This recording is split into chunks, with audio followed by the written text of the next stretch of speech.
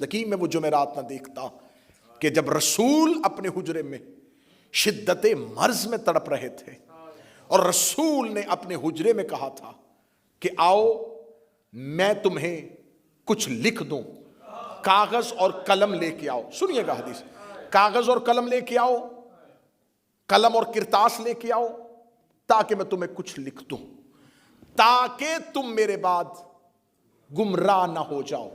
لفظ با لفظ بخاری سے حدیث لے کے پڑھ رہا ہوں. جس کو چاہیے حوالہ میرے پاس اس وقت بھی ڈیجیٹل لائبریری میں فون میں موجود، 7 مقامات پہ صحیح بخاری میں، مسلم میں، جتنی کتابیں چاہو گے اس میں لکھا ہوا ہے. رسول اللہ نے کہا کہ مجھے کاغذ اور قلم دو، میں تمہیں کچھ لکھ دوں تاکہ، ایک ایک لفظ پہ غور کرنا، تاکہ میرے بعد تم گمراہ نہ ہو جاؤ.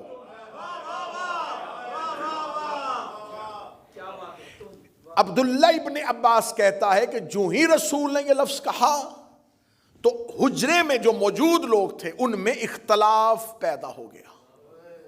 میں نے کل کی مجلس میں کہا تھا اختلاف نبی کی زندگی میں ہوا. اختلاف یہ لفظ ہیں بخاری کے کہ رسول کے حجرے میں موجود صحابہ کرام کے درمیان اختلاف پیدا ہوا. ایک گروہ کہہ رہا تھا کہ رسول مانگ رہے ہیں کاغذ قلم دو. ایک گروہ جن کی نمائندگی عمر ابن خطاب کر رہے تھے انہوں نے کہا کہ کاغذ قلم کی ضرورت نہیں، اور انہوں نے ایک چیزیں دو چھوڑ کے جا رہے، قرآن اور سنت. اور جو حجرے میں شخص کھڑا ہے وہ کہہ رہا ہے ہمیں صرف قرآن چاہیے.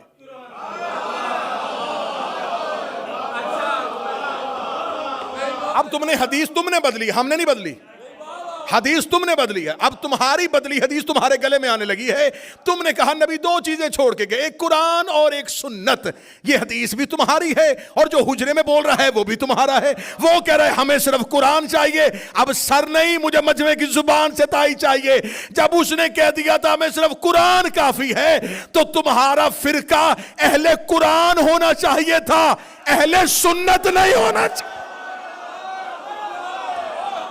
4432 چوتھی جگہ پہ آئی، 7366 یہ 5ویں جگہ پہ آئی ہے، 3053 اور 5669 یہ ہے 7 وہ حدیثوں کا نمبر جس میں بخاری نے حدیث کرتاس کو لکھا. اب میں جو حدیث آپ کے سامنے پڑھنے لگا ہوں اس حدیث کو پھر بخاری نے 6576 پہلا نمبر، 2367 دوسرا نمبر، 6582 تیسرا نمبر، 6585 6586 پہ بھی یہی، 6587 پہ بھی یہی، 7048 پہ بھی یہی، 7049 پہ بھی یہی اور 7051 پہ بھی یہی. یہ اگلی حدیث میں پڑھنے لگا ہوں. پہلی اتر گئی جی، کیا بات ہے، بہترین اتری، کیا بات. رسول نے کہا لکھ دیں، انہوں نے کہا ہمیں نہیں لکھوانا. کیوں؟ حسبنا کتاب اللہ، ہمیں اللہ کی کتاب کافی. رسول نے ایک حدیث کہی ہے انی تارکن فیکم الثقلین، میں تمہارے درمیان 2 چیزیں چھوڑ کے جا، کتاب اللہ و اطرتی اہل بیت، ایک اللہ کی کتاب اور ایک میری اطاعت. اس حدیث کو بدلا نہیں، رسول نے کہا میں قرآن چھوڑ کے جا رہا ہوں اور سنت چھوڑ کے جا رہا ہوں. شہزادی نے اس تحریک کا آغاز کیا. یہ اس شہزادی کی آغاز کردہ تحریک تھی جس کی وجہ سے آج تک حق باطل سے خوف زدہ نہیں ہو رہا. یہ جو آج لہجوں میں جرت ہے، یہ آج ساری جتنی بھی شیعت ہے، یا میں یہ کہوں کہ آج اسلام میں جو جرت ہے، اسلام کی رگوں میں جو طاقت ہے، اس کے پیچھے وہ جناب سیدہ کا نسب العین شامل ہے. میری یہ مجالس صرف ایک مسئلہ کسی ایک فرقے تک نہیں بلکہ تمام مکاتب فکر جو رسول اللہ سے محبت کرتے ہیں. ہماری محبتوں کا مرکز و محور رسول کی ذات ہے. بعد از رسول جسے رسول منوائے اسے ہم مانیں گے، جس سے رسول بچنے کا کہے اسے ہم بچیں گے. کل کی جو مجلس گزر گئی اس میں میرے صاحبان، اگر آپ جو کل حاضر تھے، میں نے آپ کے سامنے اسلام کا ایک وہ واقعہ جو تاریخ اسلام کا وہ واقعہ ہے جس پہ اسلام کے کسی فرقے کو کوئی اعتراض نہیں. یہ بات ذہن میں رکھیے گا کہ مؤرخین واقعات لکھتے ہیں نتائج بدلتے ہیں. دیکھیں اخبار جو ہوتی ہے, جو نیوز پیپر ہوتا ہے, اس کا مذہب نہیں ہوتا. تاریخ کی جو حقیقت ہے وہ ایک اخبار کی ہے. مورخ ہم تک تاریخ پہنچا دیتا ہے. جو آج ہو رہا ہے یہ بھی لکھا جا رہا ہے, اسے بھی کل آنے والے پڑھیں گے. مورخین نے ہم تک واقعات پہنچائے ہیں لیکن نتائج کو بدلا ہے. کل میں نے آپ کے سامنے ایک متنازع ترین واقعہ پڑھا کہ رسول اللہ نے ایک لشکر ترتیب دیا تھا. جب رسول کہہ رہے تھے اور رسول اس پہ تائید بھی کر رہے تھے, رسول اس حکم کی تعمیل پہ زور بھی دے رہے تھے, لیکن کیا وجوہات بنی کہ کچھ احباب نے, کچھ لوگوں نے رسول اللہ کے حکم کی نافرمانی کی. اور پھر اس سے بڑا ستم یہ ہے کہ جنہوں نے حکم نہیں ماننا تھا وہی بعد میں اسلام کے وارث بنے. وہ کہ عام لوگ نہیں تھے, انہیں بعد میں مسند دی گئی, انہیں اعلیٰ عہدے دیے گئے اور انہیں نوازا گیا. خدا نے قرآن میں حکم دیا ہے, اہل علم تشریف فرمائیں, آج کی مجلس شروع ہو گئی. قرآن نے حکم دیا ہے کہ ہر ایک کو چاہیے کہ وہ اپنی زندگی میں وصیت کرے. یہ حکم ہے کہ تمہیں چاہیے کہ تم اپنی زندگی میں وصیت کرو تاکہ تمہارے بعد تمہارے ورثہ میں انتشار نہ ہو, جھگڑا نہ ہو. یہ حکم قرآن نے مخصوصی نہیں دیا, عمومی دیا ہے. یہ نہیں کہا کہ جن کے پاس زمین ہے وہ وصیت کرو, جن کے پاس وراثت ہے وہ وصیت کرو. ہر ایک سے کہا ہے کہ تم وصیت کرو. یہ حکم اسلام کا حکم ہے کہ وصیت کرو. وصیت کا حکم بھی اللہ نے دیا ہے, توجہ رکھیے گا. اور جس کو وصیت کی جائے اسے فقہ اور شریعت میں وصی کہتے ہیں. تقریر شروع ہو چکی صاحبان, گفتگو شروع ہو چکی آج کی. وصیت جس کو کی جائے اسے شرعی زبان میں وصی کہتے ہیں. اور اللہ کا حکم ہے کہ ہر ایک مسلمان کو چاہیے کہ وصیت کرے. یعنی کہ اللہ کہہ رہا ہے کہ ہر مسلمان کو چاہیے کہ وہ اپنی زندگی میں اپنا وصی منتخب کرے. جو قریب بیٹھو یہ تھوڑی زحمت فرما دینا. خدا چاہتا ہے کہ ہر ایک, بسم اللہ الرحمن الرحیم تشریف لیں, خدا چاہتا ہے کہ ہر مسلمان اپنی زندگی میں وصیت کرے اور اپنا وصی منتخب کرے. جس کو وصیت کی جائے اسے وصی منتخب کرے. یہ کیسے ہو سکتا ہے کہ اللہ مسلمان سے چاہے کہ وہ اپنی زندگی میں وصی منتخب کرے, اور جو اپنے اشاروں سے اسلام پھیلائے, جس کے لہجے کا نام قرآن ہو, اسے خدا وصی منتخب کرنے کا حکم نہ دے. آج ہم نے تاریخ کے ایک دوسرے موضوع کی جانب جانا ہے, اور آج مجھے آپ کے سامنے 3 حدیثیں پڑھنی ہیں. یہ تینوں کی تینوں حدیثیں مسلمانوں کے نزدیک مستند بھی ہیں, صحیح اسناد کے ساتھ ہیں, ان میں مسلمانوں میں کوئی جھگڑا نہیں. 3 حدیثیں پڑھوں گا جی. پہلی ہے حدیث کرتاس, دوسری ہے حدیث حوض, تیسری ہے حدیث ثقلین. اور اگلا لطف یہ ہے کہ تینوں حدیثوں کا تعلق کہیں نہ کہیں فاطمہ کے ساتھ.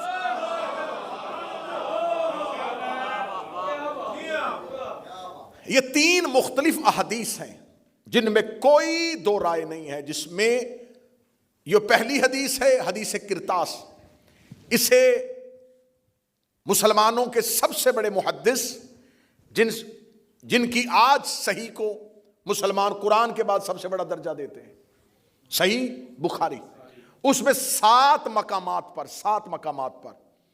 جو مجھ سے چاہے وہ, کیونکہ طوالت کے کو پیش نظر رکھتے ہوئے میں حدیث کے مکمل نمبر اور مکمل متن نہ پڑھ سکوں گا, جو بعد میں لینا چاہے وہ مجھ سے حدیث کے نمبر لے سکتا ہے. 7 جگہوں پہ بخاری نے اس حدیث کو مختلف جگہوں پہ نقل کیا. یہ حدیث صرف صحیح بخاری میں نہیں آئی, اسے مسلم نے لکھا, اسے ترمذی نے لکھا, بعد میں بخاری کی شرح لکھنے والوں میں سے سب سے بڑے شارح ابن حجر عسقلانی نے فتح الباری میں لکھا, اور پھر آج تک اس حدیث کو اہل سنت کے اکابرین نے موضوع قرار دیا ہے. یہ حدیث مستند ہے, صحیح اسناد کے ساتھ ہے۔ اس حدیث کے جو بخاری نے راوی لیے ہیں وہ راوی مختلف 4 لوگ ہیں، 4 مختلف لوگوں سے انہوں نے حدیث لی ہے، لیکن جس نے بیان کی ہے وہ ایک ہی ہے۔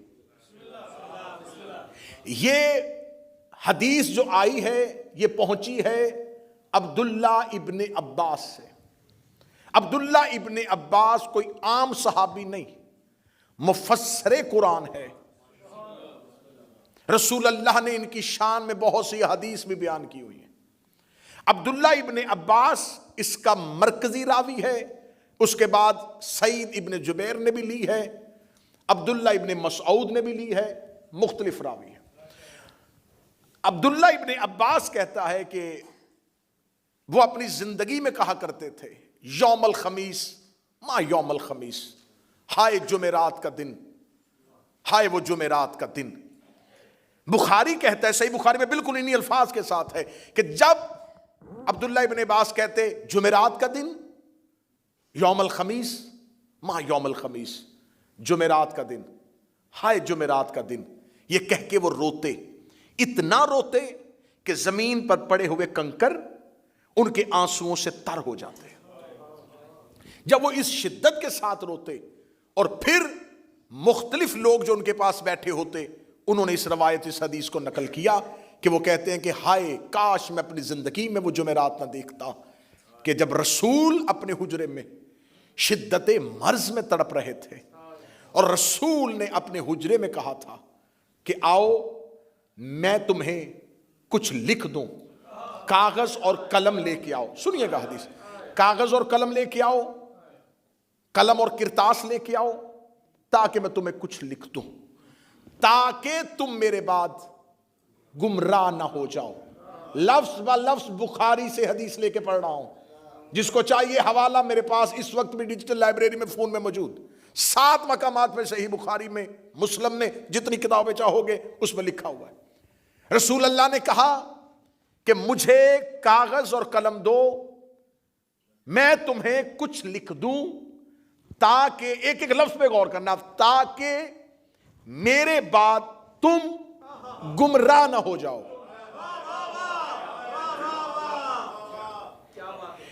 عبداللہ ابن عباس کہتا ہے کہ جو ہی رسول نے یہ لفظ کہا تو حجرے میں جو موجود لوگ تھے ان میں اختلاف پیدا ہو گیا۔ میں نے کل کی مجلس میں کہا تھا اختلاف نبی کی زندگی میں ہوا۔ اختلاف، یہ لفظ ہیں بخاری کے کہ رسول کے حجرے میں موجود صحابہ کرام کے درمیان اختلاف پیدا ہوا۔ ایک گروہ کہہ رہا تھا کہ رسول مانگ رہے ہیں کاغذ قلم دو، ایک گروہ جن کی نمائندگی عمر ابن خطاب کر رہے تھے انہوں نے کہا کہ کاغذ قلم کی ضرورت نہیں، اور انہوں نے ایک لفظ کہا جو بخاری نے لکھ دیا ہے، حجر رسول اللہ۔ انہیں تو ہذیان ہو گیا ہے، یہ تو شدت مرض کے ساتھ بڑبڑا رہے ہیں، حسبنا کتاب اللہ، ہمیں اللہ کی کتاب کافی ہے۔ میں لفظ پڑھ رہا ہوں، اگر مجھے کہیں گے تو میں ابھی فون کھول کے بالکل بخاری کا وہی متن پڑھنا شروع کر دوں گا۔ جب انہوں نے یہ لفظ کہا تو رسول اللہ نے کہا قوموا انی، اٹھو میرے پاس سے چلے جاؤ، مجھے اس حال میں رہنے دو، میں اس میں خوش ہوں بجائے اس حال کے جس میں تم مجھے لے کے جا رہے ہو۔ یہ کہہ کے نبی نے ان کو حجرے سے نکال دیا۔ اس کے بعد عبداللہ ابن عباس کہتا ہے کہ سعید ابن جبیر کہتا ہے، عبداللہ ابن مسعود سے بھی نقل ہوا کہ ابن عباس کہتا ہے، اب بخاری نے دیکھیں آگے خیانت کیا ہوئی ہے، کہ پھر رسول نے 3 وصیتیں کی۔ پہلی وصیت کی کہ مشرکین کو جزیرہ عرب سے نکال دو، پہلی وصیت۔ دوسری وصیت کی میرے بعد آنے والے وفود کا ویسے ہی خیال رکھنا جیسے میں اپنی زندگی میں رکھتا تھا۔ سر اٹھانا میری شیعہ قوم کا نوجوان، میں سب سے بڑی علمی چوری اور علمی دہشت گردی آپ کے سامنے رکھنے لگا ہوں۔ اس کے بعد بخاری کہتا ہے کہ سعید ابن جبیر کہتا ہے کہ رسول نے کوئی تیسری وصیت بھی کی تھی جو ہم بھول گئے۔ دو وصیتیں ہمیں یاد ہیں، تیسری وصیت کو یا تو ابن عباس نے ہمیں نہیں بتایا، یا سعید کہتا میں بھول گیا، یا اس کے بعد وانے کہتے ہم بھول گئے، لیکن بخاری نے 7 مقامات پہ لکھا کہ وہ تیسری نبی کی وصیت امت تک نہیں پہنچی۔ یہ ہے وہ حدیث جسے کہتے ہیں حدیث کرتاس۔ اس کے اگر آپ نمبر چاہیں گے، انٹرنیشنل کا جو نمبر جو بخاری کی مرکزی جلد ہے، یہ سب سے پہلے 114 نمبر پہ بخاری نے اس حدیث کو نقل کیا ہے۔ اس کے بعد یہ 6 مختلف مقامات پر حدیث آئی ہے، تھوڑے تھوڑے لفظ بدلے ہیں لیکن مرکزی متن تبدیل نہیں ہوا۔ یہ ہے سب سے پہلی حدیث۔ اب جب میں نے اس حدیث کو دیکھا کہ اس کو مخالفین مذہب نے اس حدیث کے بارے میں کیا لکھا ہے، تو انہوں نے اس حدیث میں مختلف قسم کے بہانے تراشے ہیں۔ انہوں نے پہلا بہانہ جو بیان کیا ہے، میں نے اس پہ اتنی محنت کی ہے کہ جنہوں نے اس حدیث کو دفاع کرنے کی کوشش کی ہے انہیں پڑھا بھی ہے، اور جو لکھتے نہیں انہیں سنا بھی ہے کہ آخر اس کا دفاع کیسے کر رہے ہیں، کس چیز کے ساتھ دفاع کر رہے ہیں۔ اب انہوں نے پہلا دفاع کیا کیا؟ انہوں نے کہا پہلا دفاع یہ ہے کہ جب رسول نے کہا تھا کہ مجھے کاغذ قلم دو، تو اس وقت صحابی کا انکار کرنا اس بات کی دلیل ہے کیونکہ رسول امتحان کی وجہ سے مانگ رہے تھے، امتحاناً مانگ رہے تھے، کیونکہ الیوم اکملت لکم دینکم کے بعد دین کامل ہو گیا تھا، کسی مزید فرمان کی ضرورت نہیں تھی۔ تو نبی صحابہ کا امتحان لینا چاہتے تھے کہ دیکھوں کہ میں ان سے کاغذ قلم مانگوں تو یہ مجھے دیتے ہیں، اگر یہ مجھے دیں گے تو پھر مجھے پتہ چل جائے گا کہ جب اللہ نے کہہ دیا ہے کہ دین کامل ہو گیا تو پھر یہ کسی اور نئی چیز کو کیوں لکھوا رہے ہیں۔ تو لہٰذا رسول صحابہ کا امتحان لے رہے تھے، تو صحابہ اپنے امتحان میں کامیاب ہو گئے، انہوں نے کاغذ قلم نہیں دیا۔ یہ پہلی طویل ہے۔ جامع الازہر مصر سے شروع کروں گا اور مرزا محمد علی انجینئر تک آ جاؤں گا جنہوں نے اس حدیث کو دفاع کرنے کی کوشش کی۔ دوسری طویل بیان کی، انہوں نے کہا دوسری وجہ یہ کہ حضرت عمر ابن خطاب سمجھ گئے تھے، ان کی دور اندیشی تھی کہ رسول اللہ کہیں کچھ ایسا نہ لکھ دیں جو بعد میں امت اس پر عمل نہ کر سکے اور گناہگار ہو جائے۔ یہ ہے دوسری تعویل۔ آئیے اب چلتے ہیں تیسری تعویل کی طرف۔ موضوع پسند ہے یا نہیں پسند ہے؟ تیسری تعویل کی طرف۔ تیسرا بہانہ کیا کیا؟ ان کا تیسرا بہانہ یہ ہے کہ جب رسول کہہ رہے تھے کہ کاغذ قلم لاؤ، اور اس وقت جو انکار کیا گیا وہ اس وجہ سے کہ رسول اس وقت شدید بیمار تھے اور صحابہ نبی سے بہت محبت کرتے تھے، انہیں خبر تھی کہ اگر نبی کچھ لکھیں گے تو نبی کو لکھنے میں تکلیف ہوگی، تو لہٰذا انہوں نے نبی کو لکھنے سے منع کیا۔ یہ ہے تعویلیں، یہ ہے بہانے۔ میری آواز صرف حسینیت تک نہیں، دنیا میں پھیلے گی۔ آپ کی وساطت سے میں پیغام پہنچانے لگا ہوں اپنے اہل سنت بھائیوں تک۔ تمہیں رسول کا واسطہ ایک شخص کو بچانے کے لیے،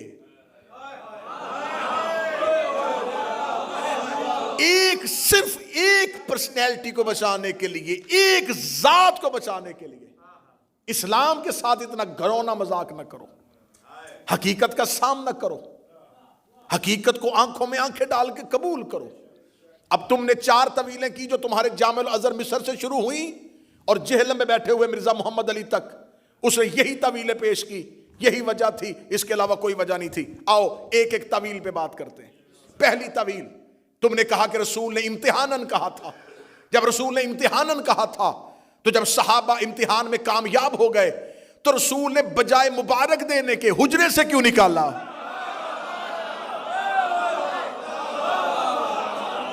بھائی رسول امتحاناً کہہ رہے تھے نا، رسول امتحاناً کہہ رہے تھے،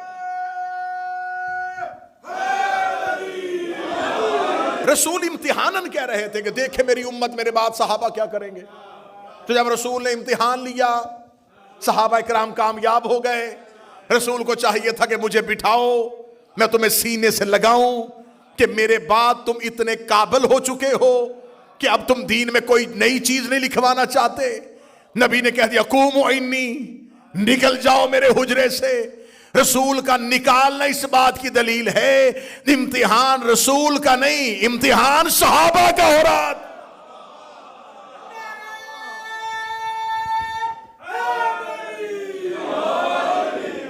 अब इस हदीस को, और मैं जब इसको इस पे पूरा तैयार कर रहा था कि इस हदीस को हमने कैसे दिफाई पोजीशन पे आके इसका सामना करना है, तो मैं सबको सुन रहा था राजा। तो मुझे एक यूट्यूबर स्कॉलर है मिर्जा मोहम्मद अली, उसने अपने इस हदीस पे बहस करते हुए किबला कहा कि ये वो हड्डी है हदीस किरतास जिसे न अहले सुन्नत निगल सकते हैं न उगल सकते हैं। उसका जो इसमें वीडियो है वो शुरू यहां से हुई है, शुरू ही यहां से हुई है। वो कहते हैं कि हदीस किरतास वो हड्डी है जिसे ना हम उगल सकते हैं ना हम निगल सकते हैं। इसमें बहुत अच्छी बात की मौला मोहम्मद इसहाक ने भी। उन्होंने कहा हाँ हदीस तो बड़ी पक्की है और ये मान लेना चाहिए अहले सुन्नत को कि उस दौर के अकाबरीन से गलती हो गई। मान ले, गलती मान ले, जान छुड़वाएं। बजाय गलती मानने के इतने नामाकूल बहाने क्यों कर रहे हो, इतने गैर माकूल बहाने क्यों कर रहे हो कि रसूल इम्तिहान ले रहे थे। अच्छा, इस हदीस में क्या देखें, रसूल ने क्या कहा, इस हदीस को समझिए। नबी ने कहा मुझे कलम और कागज दो ताकि मैं तुम्हें कुछ लिख दूं, ताकि तुम मेरे बाद गुमराह ना होना। अब सुनना, मैं नतीजा देने लगा हूं, मैं जिक्र का लहू दे रहा हूं। ताकि तुम मेरे बाद गुमराह ना, ताकि तुम मेरे बाद गुमराह ना होना। इसका मतलब है कि रसूल ने कहा था, शर्त लगा दी थी, मशरूत कर दिया था कि अगर ना लिखवाओगे तो गुमराह हो जाओगे। ना ना ना, मुझे मजमे की ताई चाहिए। रसूल ने शर्त रख दी थी, अगर ना लिखवाओगे तो गुमराह हो जाओगे। अब तुम्हारे पास दो गलियां हैं, अपनी मर्जी से जिस मर्जी गली में चला जा। या तो मान के सहाबा ने लिखवा लिया था, अगर नहीं लिखवाया था तो नबी ने कहा था अगर नहीं लिखवाओगे तो गुमराह हो जाओगे।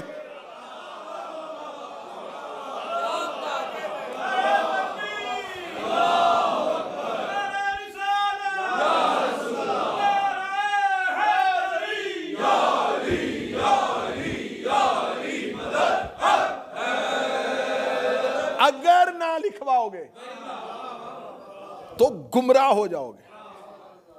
इसका मतलब है कि जो उस वक्त मौजूद थे, हाजिर थे, रसूल उन्हें कह रहे हैं अगर तुमने ना लिखवाया। नहीं नहीं, मैं कायनात के सबसे बड़े नबी की हिकमत पढ़ रहा हूं। नबी ने फरमाया अगर तुमने ना लिखवाया तुम गुमराह हो जाओगे। इसका मतलब कि आज तक उम्मत में जो गुमराह हो रहा है, क्योंकि हम तो वहां थे ही नहीं। बोलो जो हुसैन के नौकर बैठे हो। मेरा आज का अहले सुन्नत भाई, तुम भी वहां पे नहीं थे, फिरके बने ही नहीं थे। जब तुम बने ही नहीं थे तो इसका मतलब कि आज जो गुमराह हो रहा है, हम तो वहां पर थे ही नहीं। वहां पर तो कुछ और लोग मौजूद थे जिन्हें नबी ने कहा था अगर तुमने ना लिखवाया तो तुम गुमराह हो जाओगे। इसका मतलब वो गुमराह हुए थे कागज कलम ना देने की वजह से। क़यामत तक उम्मत गुमराह होगी उनकी वजह से।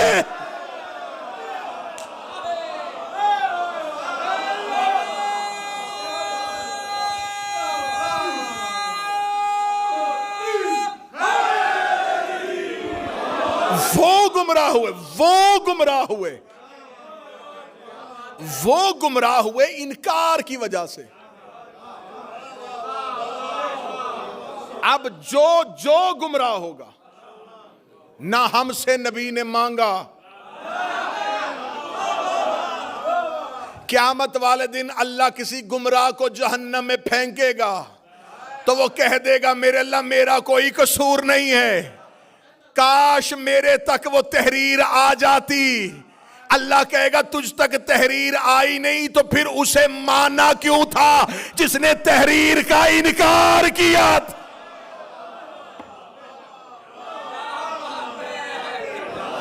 उम्मत गुमराह।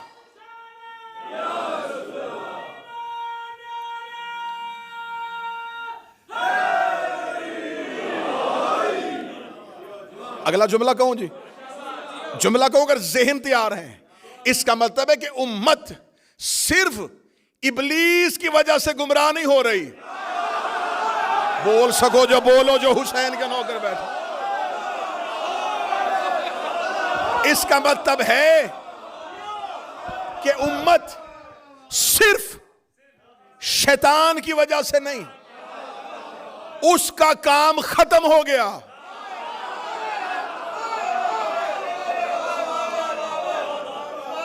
رسول کہہ رہا ہے، رسول کہہ رہا ہے لن تضلوا بعدہ، نہ گمراہ ہو جانا میرے بعد.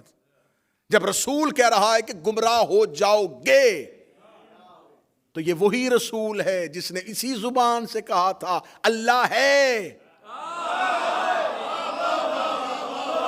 اسی رسول نے کہا تھا فرشتہ ہے، اسی نے کہا تھا جنت ہے، اسی نے کہا تھا جہنم ہے.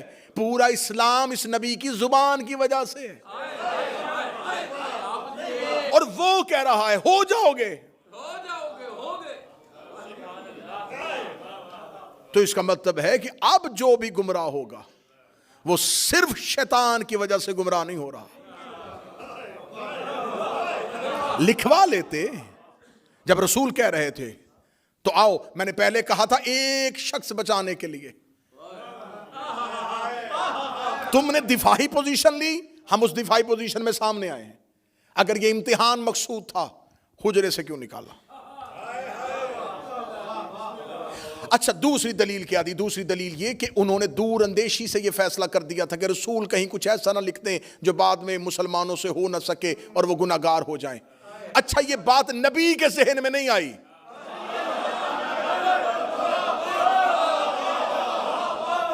وہ جو امت کی شفاعت کرنے والا ہے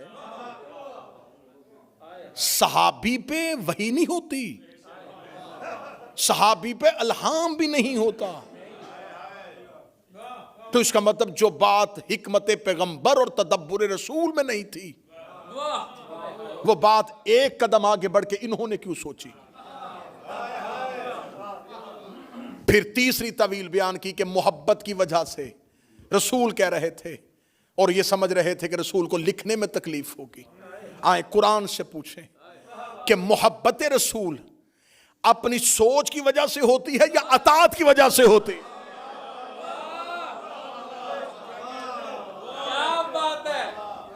میں اٹھوں اور میں صبح فجر کی نماز پڑھوں، 2 رکعت پڑھوں اور مجھے لطف آئے، میں دوسری رکعت میں بجائے تشہد کے بیٹھنے کے میں اٹھ کے کھڑا ہو جاؤں، میں عشق میں تیسری بھی پڑھوں اور پڑھوں بھی سورہ یاسین اور قرات بھی بڑی خوبصورت کروں اور روؤں بھی آنسوؤں کے ساتھ، اور میں قبلہ ارشد ترابی صاحب سے پوچھوں قبلہ آج صبح نماز میں اتنا لطف آیا کہ میں نے 2 رکعت پہ رکا ہی نہیں، میں نے تیسری بھی پڑھ دی.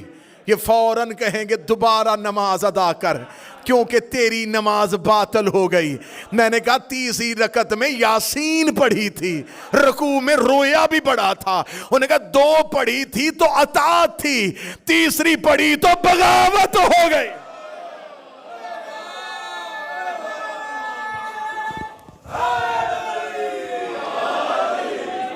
اطاعت ہے جو رسول کہے وہیں تک رک جاؤ، اس سے آگے نہ جاؤ. جب رسول کہہ رہے تھے 2 کاغذ قلم، تو پھر یہ محبت کون سی تھی کہ رسول مانگ رہے تھے اور وہ محبت میں دے نہیں رہے تھے؟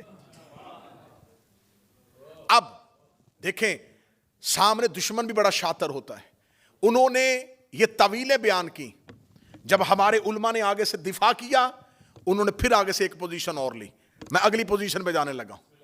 اب میں اگلے مورچوں پہ آ گیا ہوں. اب اگلے مورچے پہ حملہ ہم پہ کیا ہوا؟ اچھا آپ شیعوں کو بڑی تکلیف ہوئی کہ نہیں دیا انہوں نے کاغذ قلم، تو علی دے دیتے، علی دے دیتے.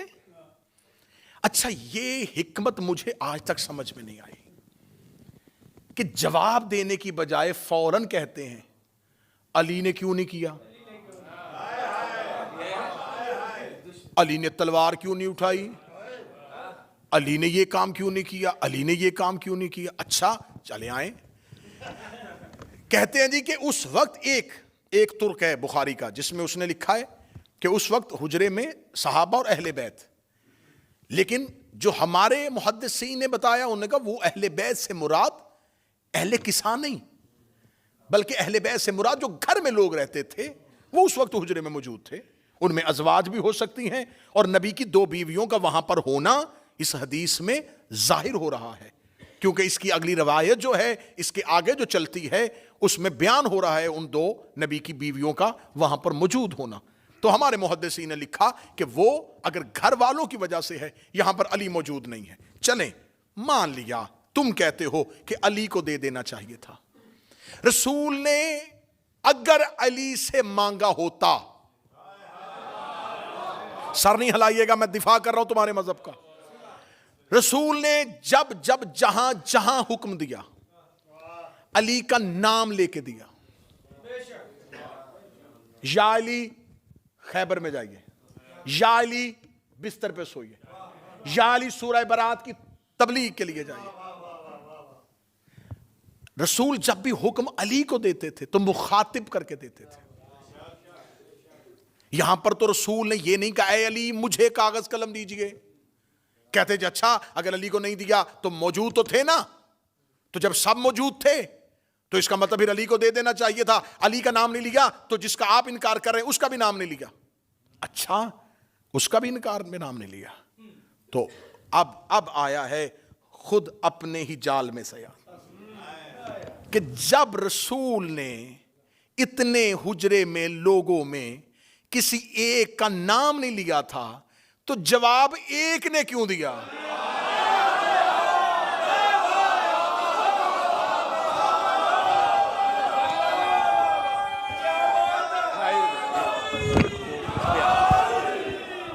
جواب ایک نے کیوں؟ معذرت،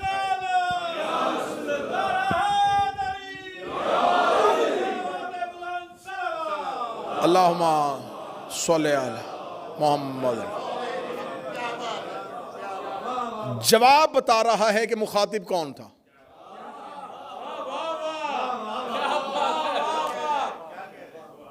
تو انہوں نے تو بول کے خود ثابت کر دیا، جب اتنے لوگ موجود تھے سارے چپ تھے، تو جب ان کا نام ہی نہیں لیا تو جب علی چپ تھے تو وہ بھی چپ رہتے۔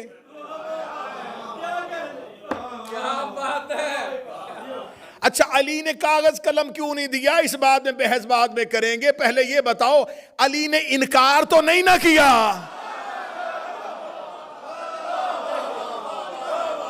مولا علی نے معاذ اللہ نبی پہ ہذیان کی تہمت تو نہیں لگائی، تو یہ انکار کیوں کیا گیا؟ دوسری ایک اور سکالر اٹھا، اس نے کہا دیکھیں یہ بات شیعہ ذاکرین کرتے ہیں اور شیعہ علماء کرتے ہیں، لیکن انہیں یہ بتانا چاہیے اپنی قوم کو کہ جب رسول اللہ یہ حکم دے رہے تھے تو جب رسول کو پتا تھا، عالم الغیب تھے، شیعہ تو کہتے ہیں نبی کے علم غیب کے ماننے والے ہیں، تو یہ نبی کے علم غیب کے معتقد ہیں، تو پھر ان کو یہ ماننا چاہیے کہ جب نبی کو خبر تھی کہ مجھے کاغذ قلم نہیں دیں گے تو نبی نے مانگا کیوں؟ این آخری وقت میں نبی اپنے آخری لمحوں میں آخری سانسوں میں کیوں وہ چیز مانگ رہے ہیں جس کے بارے میں نبی کو اندیشہ بھی ہو کہ یہ مجھے انکار کریں گے، اس سے مجھے تکلیف ہوگی، جھگڑا ہو جائے گا، امت گروہوں کا شکار ہو جائے گی، مجمع سارا چپ بھی ہو جائے، جہاں مجھے بات پہنچانی میں وہاں پہنچانے لگا ہوں۔ جب اللہ کو پتا تھا شیطان نے سجدہ نہیں کرنا، اس نے حکم دیا کیوں تھا؟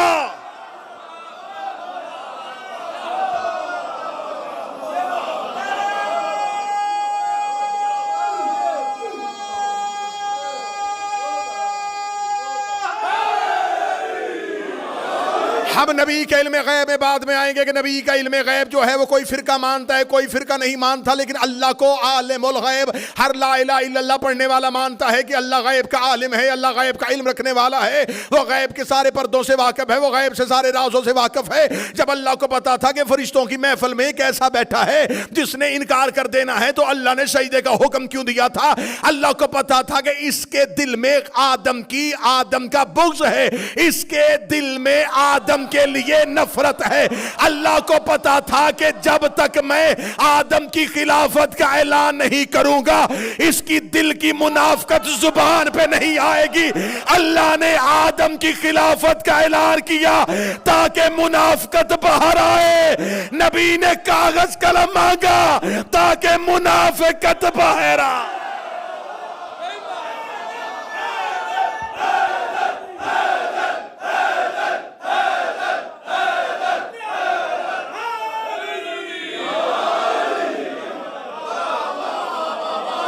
کیوں اللہ نے حکم دیا؟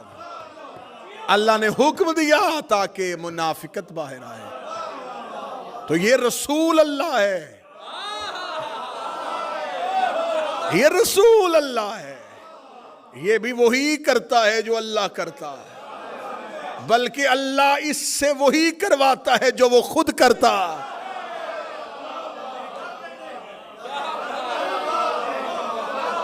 اللہ نے کیا تھا تاکہ منافقت باہر آئے, نبی نے بھی کیا تاکہ منافقت باہر آئے. اللہ سجدے کا حکم نہ دیتا. حسینیہ بریڈ فورڈ گرد و نواح والو, برطانیہ والو, جملہ بہت مشکل سے قبول ہونے والا لیکن کرنا.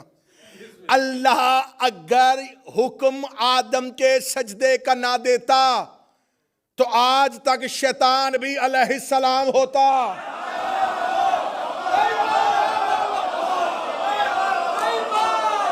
مجمع خاموش ہو گیا, میں جملہ کہہ گیا, کیونکہ وہ علیہ السلاموں میں رہتا تھا.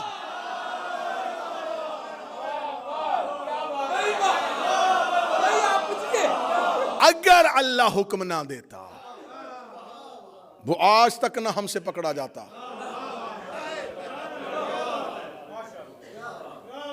اللہ نے حکم دیا تاکہ علیہ السلاموں میں ایک لعنت اللہ باہر آئے. تو یہ تو توحید کا منشور ہے, یہ تو الہی نصب العین ہے, یہ تو دستور الہی ہے کہ وہ مجرم کو ہمیشہ ایسے ہی پکڑتا ہے. پھر رسول نے کہا کہ میں تمہیں لکھ دوں تاکہ تم میرے بعد گمراہ نہ ہو جاؤ. اچھا علی نے کیوں نہیں لکھوایا؟ علی کو گمراہی کا خطرہ ہوتا تو لکھواتا.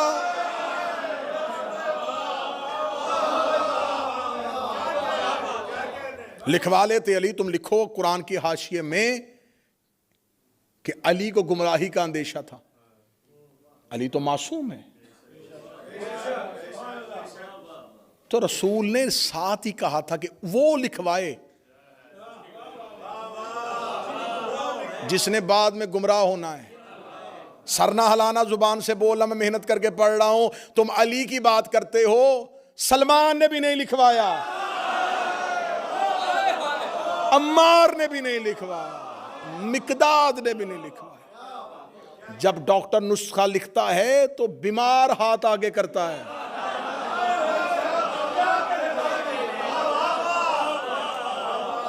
ڈاکٹر ایک مریض کو نسخہ لکھ کے دے رہا اور ساتھ ایک صحت مند بیٹھ کے کہے ایک کاپی مجھے بھی دے دیں, یا وہ کھانستا ہوا مریض اس صحت مند سے کہہ دے اچھا موقع ہے, لکھ رہا ہے تو بھی لکھوا لے. وہ کہے گا میں لکھواؤں کیوں, مجھے مرض ہی کوئی نہیں, تاکہ تم میرے بعد گمراہ نہ ہو جاؤ. یہ پہلی حدیث میں نے پڑھ دی, یہ حدیث کرتاس. دوسری حدیث پھر لکھ دی بخاری نے. اب میں کیا کروں, نبی سے لکھوائی نہیں اور صحیح بخاری میں 7 دفعہ لکھ دی.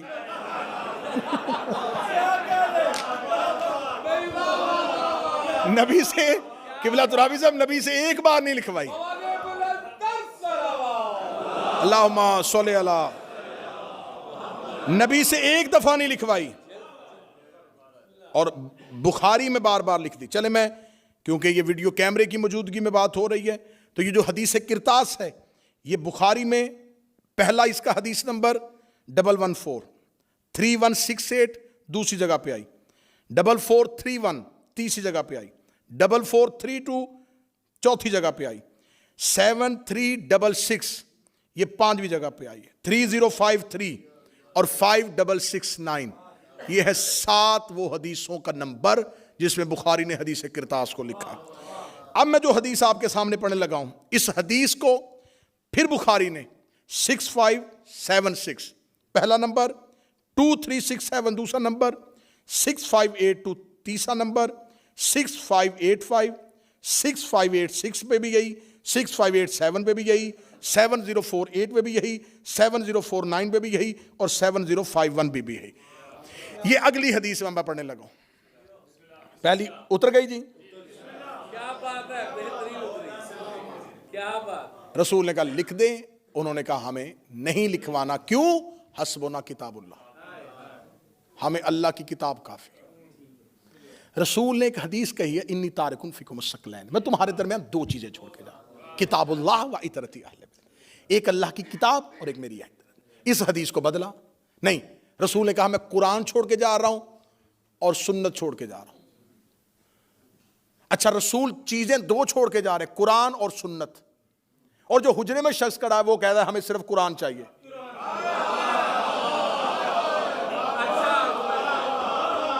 اب تم نے حدیث تم نے بدلی، ہم نے نہیں بدلی. حدیث تم نے بدلی ہے. اب تمہاری بدلی حدیث تمہارے گلے میں آنے لگی ہے. تم نے کہا نبی دو چیزیں چھوڑ کے گئے، ایک قرآن اور ایک سنت. یہ حدیث بھی تمہاری ہے اور جو حجرے میں بول رہا ہے وہ بھی تمہارا ہے. وہ کہہ رہا ہے ہمیں صرف قرآن چاہیے. اب سر نہیں، مجھے مجمع کی زبان سے تائی چاہیے.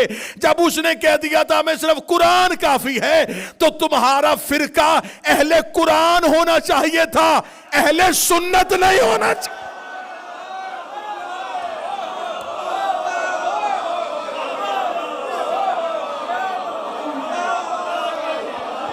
فرقے کا نام ہونا چاہیے تھا فرقہ اہل قرآن.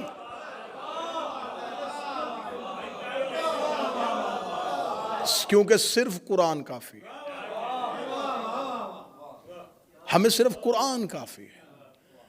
پھر آج میرا اہل سنت بھائی جو اس مجمع میں موجود ہے یا جو جہاں جہاں سنے گا، آج کے بعد یا اس شخص کو ماننا یا حدیث ماننا. دو نمبری مذہب میں تو نہ کرو کہ اسے بھی مانو جو کہہ رہا ہے کہ قرآن کافی ہے، پھر بعد میں حدیث کو بھی مانو. اگر حدیثیں پڑھنی ہیں تو پھر اسے چھوڑو. اگر اس کی فرما برداری کرنی ہے، اسے ماننا ہے، اس پر یقین رکھنا ہے، پھر احادیث کا انکار کرو. کیونکہ اس نے مجمع عام میں کہا ہے کہ حسبنا کتاب اللہ، ہمیں اللہ کی کتاب کافی ہے. دوسری حدیث میں نے پھر اس کے جو سارے نمبر نوٹ کروا دیے. یہ حدیث پھر بخاری میں آ گئی. اس حدیث کو کہا جاتا ہے عمران بھائی حدیث حوض. دو عمران اکٹھے اور تذکرہ آل عمران کا. دوسری جگہ پہ حدیث آئی حدیث حوض. اس حدیث کے 4 ترک ہیں، 5 راوی ہیں، مختلف اسناد کے ساتھ اس کو نقل کیا گیا. اس میں لکھا گیا کہ رسول اللہ خود بیان کرتے ہیں کہ قیامت والے دن میں حوض کوثر پہ ہوں گا، یا کچھ میرے اصحاب میں سے کچھ لوگوں کو لایا جائے گا. جو ہی وہ میرے قریب آنے لگیں گے تو فرشتے ان کو حوض کوثر سے ایسے ہٹائیں گے جیسے اجنبی اونٹ کو کھیت سے نکالا جاتا ہے. وہ انہیں ہٹائیں گے، دھکے مار کے ہٹائیں گے. ایک اجنبی اونٹ، یہ عرب کی مثال ہے کہ ایک چرتا ہوا اونٹ کسی کے کھیت میں چلا جائے تو وہ پلیز کہہ کے تو نہیں اسے نکالے گا. اس کسان کو کتنی تکلیف ہوگی جس کی فصل کو ایک آوارہ اونٹ آ جائے. اب میں نہیں بیان کر سکتا کہ قیامت والے دن کیا ہوگا، بس تم اپنے ذہن میں اپنے معاشرے کی مثال رکھ دو کہ جیسے وہ نکالتا ہے ایسے فرشتے انہیں ہٹائیں گے، پیچھے کر دیں گے حوض کوثر سے. اور نبی کہیں گے میرے اللہ یہ میرے اصحاب ہیں. حدیث میں لفظ اصحاب آیا میرے پاس موجود. رسول کہیں گے میرے اللہ یہ میرے اصحاب ہیں. یا فرشتے کہیں گے یا رسول اللہ انہوں نے تیرے بعد تیرے دین کو بدل دیا تھا اور گمراہ ہو گئے تھے. بولو جو علی کے نوکر بیٹھے ہو، جو حسین کے عزادار بیٹھے ہو، انہوں نے تیرے بعد تیرے دین کو بدل دیا تھا اور گمراہ ہو گئے تھے۔ یہ کہاں سے ہٹائے جائیں گے؟ حوض کوثر سے۔ یا رسول اللہ، اگر آپ نے، اور یہاں پر لفظ آیا ہے کہ میرے اصحاب میں سے، شکر ہے کہ حدیث لکھنے والوں نے اصحاب لکھ دیا ہے۔ یہ اس علمی جرت کو سلام کرنا چاہیے کہ یہاں اصحاب لکھ دیا ہے کہ میرے اصحاب میں سے کچھ لوگ آئیں گے جن کو ہٹا دیا جائے گا۔ انہیں طوبہ سے نہیں فرشتوں نے ہٹایا، فرشتے پہنچاتے پہنچاتے انہیں حوض کوثر تک لے آئے۔ جب ان کو ہٹانا ہی تھا تو فرشتے تو معصوم ہیں، انہیں محشر کی عدالت میں پہلے ہی ہٹا دیتے، وہاں نہیں ہٹایا، طوبہ پہ نہیں ہٹایا، جہاں نامہ اعمال تل رہے تھے وہاں نہیں اٹھایا۔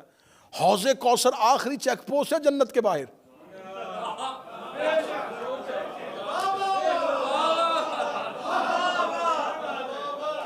آخری چیک پوسٹ ہے، وہاں تک لے آئے۔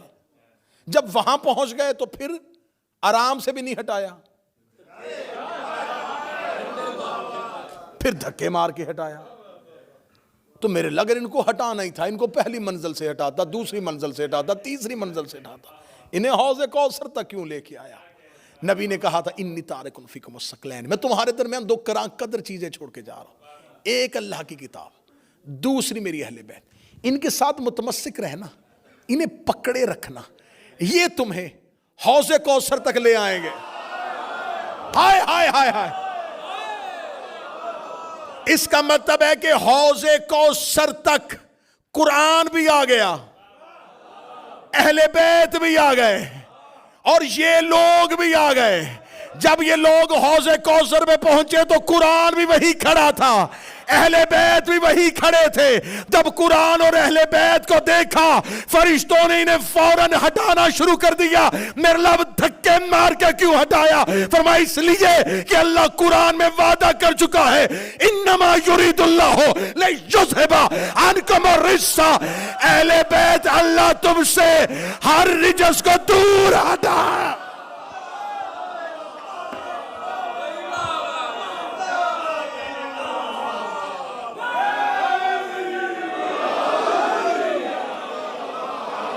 یہ ہے حوض کوثر۔ اس حدیث کو کہا حدیث حوض، حوض والی حدیث۔ حوض کہتے ہیں تالاب کو، اس چشمے کا نام کوثر نہیں ہے۔ ہاں سمجھنا، یہ ہے حوض کوثر، کوثر کا چشمہ۔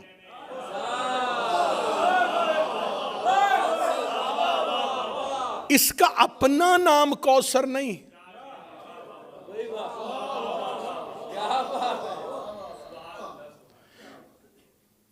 یہ ہے کوثر کا چشمہ۔ اس کا مطلب کوثر اور ہے، چشمہ اور ہے۔ اگلے جملے تک مجھے عزادار ماتمی کی تائی چاہیے۔ فرشتے انہیں گھسیٹ کر کوثر تک لے کے آئے تھے۔ خدا قرآن میں کہتا ان اعطینک الکوثر، میرا محمد ہم نے تمہیں کوثر عطا کی ہے۔ آئمہ اہل بیت نے کہا کوثر سے مراد ہے ہماری دادی زہرا۔ اس کا مطلب یہ ہے زہرا کا چشمہ، یہ ہے زہرا کا چشمہ۔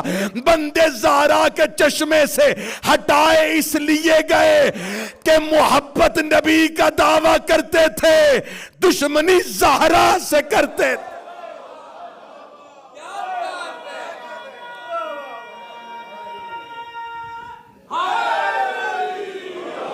جنہیں ہٹایا گیا وہ ڈائریکٹ زہرا کے دشمن تھے۔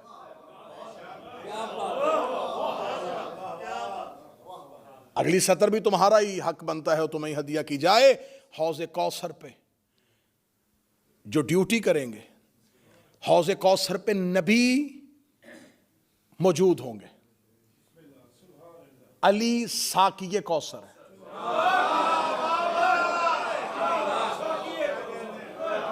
رسول اس چشمے پہ کھڑے ہوں گے، علی پلا رہے ہوں گے، حسنین دے رہے ہوں گے، مصطفیٰ بھی وہیں، مرتضیٰ بھی وہیں، حسنین بھی وہیں. 4 معصوموں کی ڈیوٹی ہے اس چشمے پہ. اب سننا جو عقیدے والے بیٹھے ہو، قبر میں فرشتے آئیں گے، حشر میں فرشتے کھڑے ہوں گے، نامہ اعمال فرشتے ہاتھوں پہ دلوا رہے ہوں گے، قیامت کا اعلان فرشتے کریں گے، ملک الموت روح قبض کرے گا. حوض کوثر تک پہنچتے پہنچتے اللہ نے ہر ڈیوٹی ملائکہ کی لگائی ہے، لیکن حوض کوثر پہ اللہ نے کسی فرشتے کی ڈیوٹی نہیں لگائی. خدا نے فرشتوں سے کہا اب پیچھے ہٹ جاؤ، اب یہاں نوکری محمد کرے گا، نوکری علی کرے گا، نوکری حسنین کرے گا، کیونکہ اللہ زہرا کے چشمے پہ فرشتوں کو بھی برداشت نہیں.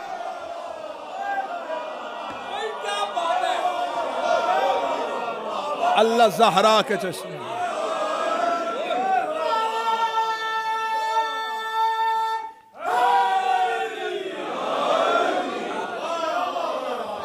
جو اللہ زہرا کے چشمے پہ کسی فرشتے کو برداشت نہیں کرتا، وہ زہرا کی جگیر پہ، زہرا کے حق پہ، جو زہرا کے چشمے پہ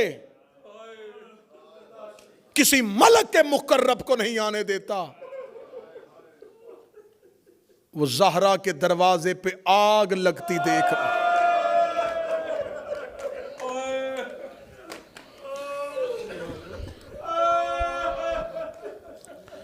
حسین کی ماں تمہاری نوکری قبول کرے، نبی کی بیٹیاں تمہیں دنیا کے کسی غم میں نہ رو. جب بھی رو یا زہرا کو رو یا زہرا کی اولاد کو رو. عاشورہ پہ بھی آتے ہو، 10 دن محرم میں بھی امام بارگاہوں کی زینت بنتے ہو. یہ ایام فاطمیہ ہیں، یہ زہرا کی شہادت کی پہلی روایات کی تاریخیں ہیں، کیونکہ کسی کو نہیں پتا کہ کتنے دن زندہ رہی ہے.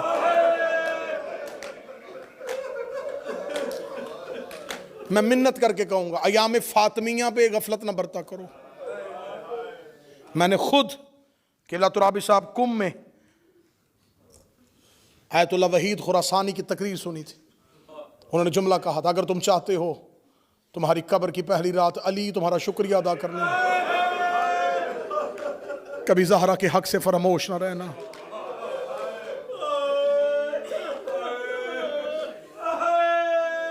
ہر پرسہ لینے زہرا جاتی ہے، زہرا کا پرسہ لینے علی آتے ہیں. یہ فاطمہ کا پہلا عزادار ہے. میں لفظ پھر کہنے لگا، علی زہرا کے عزادار ہے. علی نے زہرا کے بعد زہرا کے لیے پہلا امام بارگاہ بنایا. ریت پہ بیٹھ کے روتا تھا کائنات کا علی. ہم انہی ایام میں سے کو دن تلاش کرتے ہیں. کتنی غربت ہے محمد کی بیٹی پہ. نہ کسی کو شہادت کی تاریخ کا پتہ ہے، نہ کسی کو قبر کا پتہ ہے. یہ بھی نہیں پتا کہ کب شہید ہوئی. یہ بھی نہیں پتا کہ علی نے کہاں دفن کی.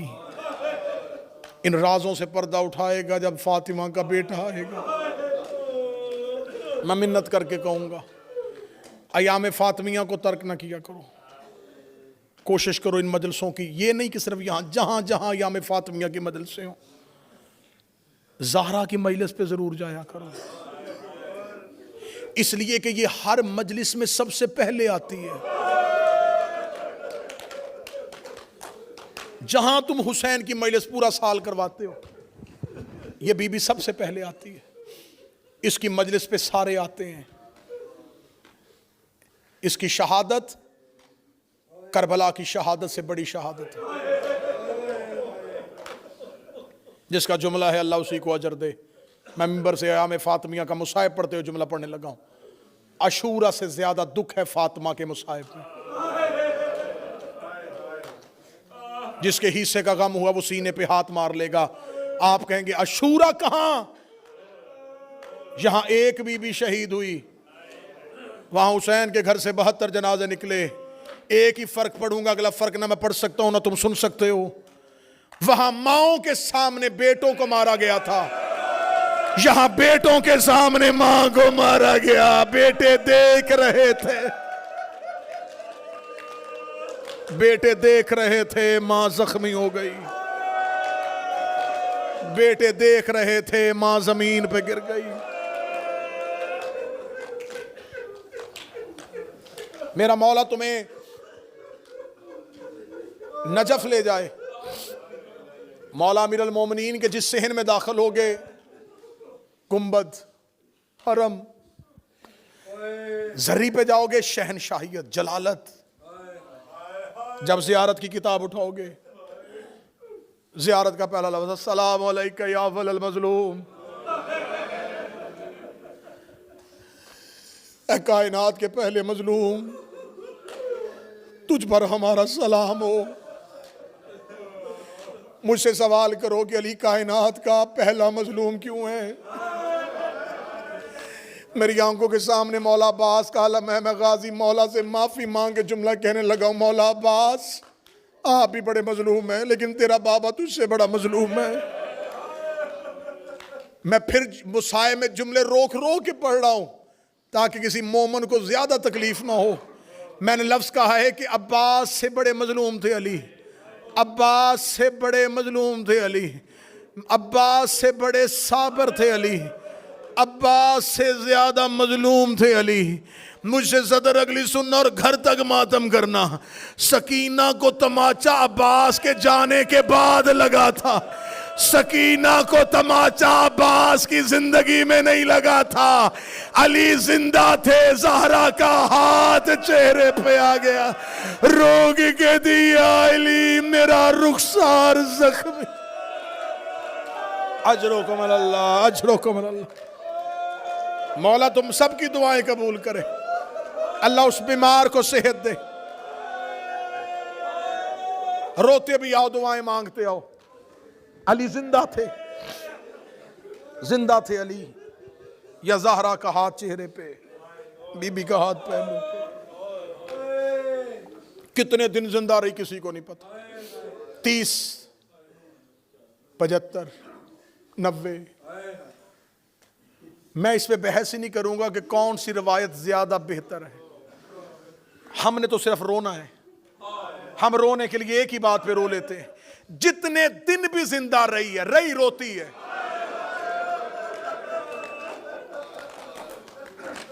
رونا ایک لمحے کا بھی رونا ہوتا ہے، رونا سالوں کا بھی رونا ہوتا ہے. بابا کے بعد چپ نہیں ہوئی.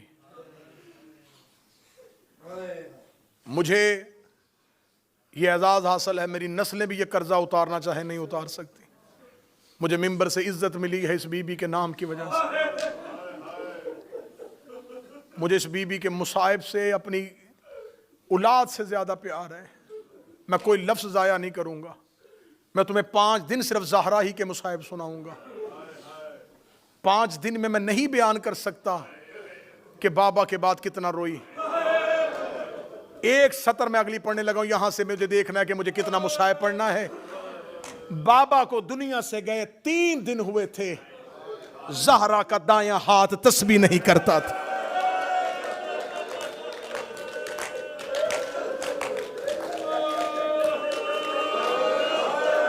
بی بی دائیں ہاتھ سے تسبیح نہیں کرتی تھی. بی بی دائیں ہاتھ سے تسبیح نہیں کرتی تھی. میں جملے بھی پڑھ رہا ہوں اور مجمع کو بھی دیکھ رہا ہوں. جو نہیں رو سکا جناب زہرا اسے معاف کر دینا. اس کے سمجھنے میں غلطی نہیں ہے, میرے پہنچانے میں غلطی ہو گئی ہے. میں نے جملہ کا بابے کے 3 دن کے بعد تنویر بی بی دائیں ہاتھ سے تسبیح نہیں کرتی تھی. مجھے اس ممبر کی عزت کی قسم ہے, مجھے عباس کے علم کی قسم ہے, میں 14 کی کچہری میں کھڑا ہو کے جملہ پڑھنے لگا ہوں. تمہارے ڈر سے ممبر پہ ذاکرین پڑھتے ہیں کہ بی بی دائیں ہاتھ سے تسبیح اس لیے نہیں پڑھتی تھی کہ بی بی کا دائیں ہاتھ پہلو پہ تھا. یہ محمد کی نمازی بیٹی تھی, یہ اپنی ایک تکلیف کی وجہ سے اپنے ہاتھ کو تسبیح سے محروم نہیں کر سکتی تھی. بی بی کا پہلو زخمی صرف نہیں تھا, بی بی تسبیح اس لیے نہیں پڑھتی تھی, بی بی کے ہاتھ کی انگلیاں شہید ہو گئی تھی. محمد کی بیٹی کا ہاتھ تسبیح پڑھنے کے قابل نہیں تھا, تسبیح کے قابل نہیں تھا. صرف پہلو نہیں, صرف پہلو نہیں, ہاتھ زخمی. تہران کے بہت مشہور روضہ خان خطیب عالم دین استاد حسین انصاریان مرکزی خطیب تھے ایران کے. ان کو سننے کے لیے جم غفیر آتا تھا. استاد انصاریان تہران کی مرکزی امام بارگاہ میں بی بی زہرا کے مصائب پڑھ رہے تھے. استاد نے پڑھ دی زہرا کی شہادت, مجلس تمام ہو گئی. استاد امام بارگاہ کے حجرے میں چلے گئے, جا کے بیٹھ گئے. امام بارگاہ خالی ہو گیا. ایک شخص کی چیخوں کی آوازیں مسلسل آ رہی تھی. استاد نے مجلس کے کافی دیر بعد جب مسلسل گریے کی آواز سنی تو انہوں نے امام بارگاہ کے منتظمین سے کہا, کون شخص ہے جو ابھی تک رو رہا ہے؟ کہنے لگے استاد کئی بار گئے ہیں, ایک بوڑھا ہے جو بیٹھا ہے امام بارگاہ میں, اس کی چیخیں ختم نہیں ہو رہی. استاد نے کہا مجھے اس کے پاس لے کے جاؤ. استاد انصاریان اپنی جگہ سے اٹھے, اس بزرگ کے پاس آئے, زمین پہ بیٹھے, سینے سے لگایا, بی بی زہرا کا پرسہ دیا, بی بی فاطمہ کی تعزیت کی. کرنے کے بعد ماتھا چوم کے کہنے لگے مجھے بتا سکتا ہے کون سا ایسا جملہ ہے جو تجھے ابھی تک رلا رہا ہے؟ اس نے چیخیں مارتے ہوئے استاد کی طرف دیکھا. اس نے کہا میں نے زندگی میں پہلی بار زہرا کی شہادت سنی ہے. استاد تو نے ممبر پہ جملہ پڑھ دیا ہے کہ فاطمہ کی پسلیاں شہید ہو گئی تھی. استاد نے کہا ہاں میں نے جملہ پڑھا ہے. کہنے لگا میں پیشے کے اعتبار سے ڈاکٹر ہوں, میں ہڈیوں کے مرض کا علاج کرتا ہوں. مجھے قرآن کی قسم ہے کسی کی ایک پسلی ٹوٹ جائے اسے سانس لیتے بھی تکلیف ہوتی ہے. اللہ جانے اتنے دن محمد کی بیٹی کس حال میں زندہ,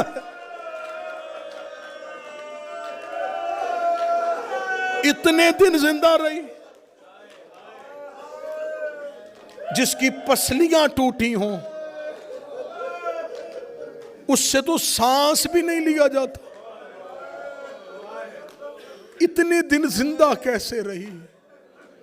کتنی تکلیف میں رہی محمد کی بیٹی, کتنی تکلیف میں رہی محمد کی بیٹی. تمہارے چیخوں کی شور, تمہارے گریے کی آواز نے مجھے جملہ پورا نہ پڑھنے دیا. جب اس نے کہا نا کہ استاد میں ڈاکٹر ہوں, مجھے پتا ہے ایک پسلی ایک ہڈی ٹوٹ جائے مریض کو سانس لیتے تکلیف ہوتی ہے, مجھے بتا فاطمہ اتنے دن زندہ کیسے رہی؟ حسین انصاریان نے اس کے گلے میں باہیں ڈالی. استاد چیخ مار کے رو کے کہنے لگے پوری روایت اب پڑھ دیتا ہوں. ہر روز بابے کی قبر پہ جا کے رو کے کہتی بابا میں مرنا چاہتی ہوں, بابا اب میں زندہ نہیں رہنا چاہتی, بابا تیری زہرا بڑی زخمی ہو. اللہ تیری بیٹیوں کے نصیب اچھے کرے. حسین کی ماں تیری بیٹیوں کے نصیب اچھے. اپنے منہ سے موت مانگی ہے محمد کی بیٹی نے. بس ایک روایت اور پڑھوں گا. مولا امیر المومنین کبھی کبھی ممبر پہ بیٹھے ہوئے زہرا کے بعد اپنے ہاتھوں کو دیکھتے رونا شروع کر دیتے. صحابہ پوچھتے یا علی آپ ہاتھوں کو دیکھ کے کیوں روتے ہیں؟ علی دیکھتے کیا فائدہ ان ہاتھوں کا.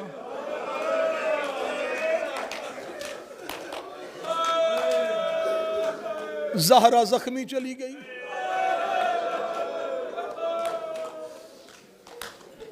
کیا فائدہ علی تیرے ہاتھوں کا؟ حسرت علی کے دل میں تھی کاش مجھے نبی حکم نہ دیتے, مجھے رسول کی وصیت نہ ہوتی, رسول نے مجھے تلوار نیام میں رکھنے کا حکم نہ دیا ہوتا. میں ان سے پوچھتا یہ زہرا کے دروازے پہ اونچی آواز میں بولے کیسے. حسرت بابے کی دل میں رہ گئی.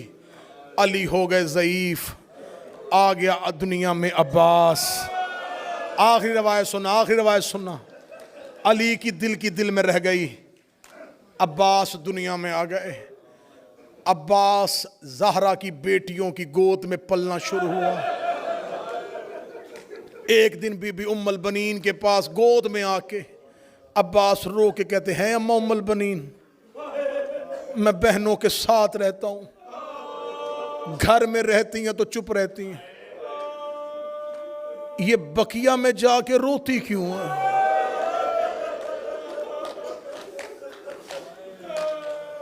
اماں ام البنین مجھے بتا میری آقا زادی کو کس نے مارا تھا؟ بی بی ام البنین عباس کے سوالوں پہ روتی تھی. رو کے ماں کا دامن تھام کے کہتا اماں آپ سے اس لیے پوچھتا ہوں, یہ جملہ میں اپنے سردار حسین سے نہیں پوچھ سکتا, مجھے آقا حسن سے ڈر لگتا ہے, میں علی کی بیٹیوں سے نہیں پوچھ سکتا. اماں مجھے بتا ہماری آقا زادی کو کس نے مارا تھا؟ ایک دن ام البنین نے سنا دی عباس کو زہرا کی شہادت. یہ روایت میں بڑی کم ممبر پہ پڑھتا ہوں. عباس نے سن لی زہرا کی شہادت. بی بی ام البنین نے کہا غازی زخمی ہاتھوں سے تیرے لباس سیتی تھی. عباس زینب و کلثوم کہتی ہیں ہماری ماں ہمیں وصیت کر کے گئی تھی میرے بعد میرے عباس کا خیال رکھنا. عباس وہ تمہیں بڑا پیار کرتی تھی. جس دن عباس نے سن لی زہرا کی شہادت اس کے بعد عباس بقیہ میں جا کے روتے رہتے. ایک دن مولا امیر المومنین گھر آئے. آخری جملے پڑھنا ہوں, 2 یا 3 منٹ میں ختم ہونے لگی روایت. گھروں تک رونا, بستر تک رونا, ایام فاطمیہ میں یاد کر کر کے اس روایت کو رونا. مولا علی گھر آئے, بی بی ام البنین صحن میں مضطرب ہو کے چکر لگا رہی ہیں. علی نے کہا ام البنین اس طرح آپ کی یہ کیفیت کیوں, اتنی بے چینی کا عالم کیوں؟ فرمایا علی صبح سے عباس گھر سے گیا ہے, مغرب ہو گئی ہے, عباس واپس نہیں آیا. یہ دیکھنا تھا. مولا امیر المومنین نے اپنی تلوار دیوار پہ لٹکائی. فرمایا ام البنین کیا خطرہ ہے عباس کو, وہ علی کا بیٹا ہے. بی ام البنین کہتی ہے نہیں یا علی مجھے حاسدین مدینہ سے خوف آتا ہے, یہ تیری دشمنی میں تیرے عباس سے کوئی بدلہ نہ لے لیں. یا علی میں بڑی بے چین ہوں. امیر المومنین نے فرمایا ام البنین تو بے چین نہ ہو, میں عباس کو ڈھونڈ کے لاتا ہوں. علی مسجد میں گئے, مسجد خالی, عباس موجود نہیں. جب علی جنت البقیع میں پہنچے عباس زہرا کی قبر پہ بیٹھا ہوا تھا. عباس کو فاطمہ کی قبر پہ بیٹھا ہوا علی نے دیکھا. علی قریب آئے. جب مولا علی نے عباس کا چہرہ اپنی طرف کیا, عباس کی چہرہ آنسوؤں سے بھرا ہوا تھا. عباس کے چہرے پہ ماتم کے نشان تھے. علی نے عباس کی بچپن میں یہ حالت دیکھی. علی نے غازی کو سینے سے لگایا، رو کے کہتا عباس تجھے کیا ہوا ہے؟